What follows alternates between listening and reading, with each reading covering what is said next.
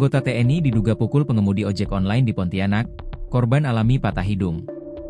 Seorang pengemudi ojek online, ojol, Teguh, diduga menjadi korban pemukulan yang dilakukan oleh seorang oknum anggota TNI.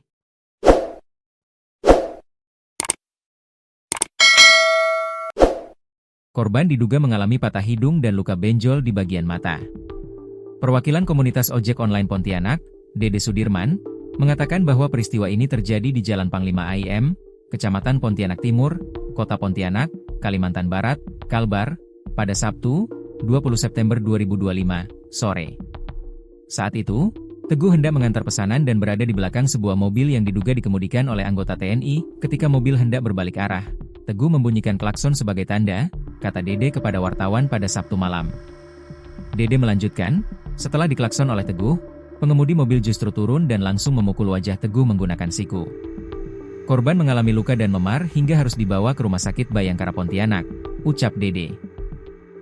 Tidak terima dengan perlakuan tersebut, ratusan pengemudi ojol mendampingi korban dan mendatangi markas polisi militer, Mapomdam, 12 Tanjung Pura di Jalan Rahadi Usman, Pontianak.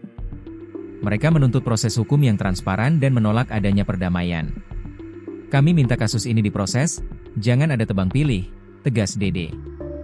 Hal senada disampaikan Zulkarnaen, rekan pengemudi ojek online, yang menekankan pentingnya efek jera. Kami menolak perdamaian. Kalau dibiarkan, kasus seperti ini bisa terulang, ujarnya. Tuntutan juga datang dari pihak keluarga korban. Jani Fitri dan Ros Indriani, keponakan Teguh, meminta agar pelaku dihadirkan langsung. Jangan hanya adiknya yang menemui kami. Kami ingin pelaku hadir dan dihukum setimpal, kata Jani. Keluarga bahkan mengancam akan mencari sendiri keberadaan oknum tersebut bila tidak ada kejelasan dari pihak Pomdam Tanjung Pura.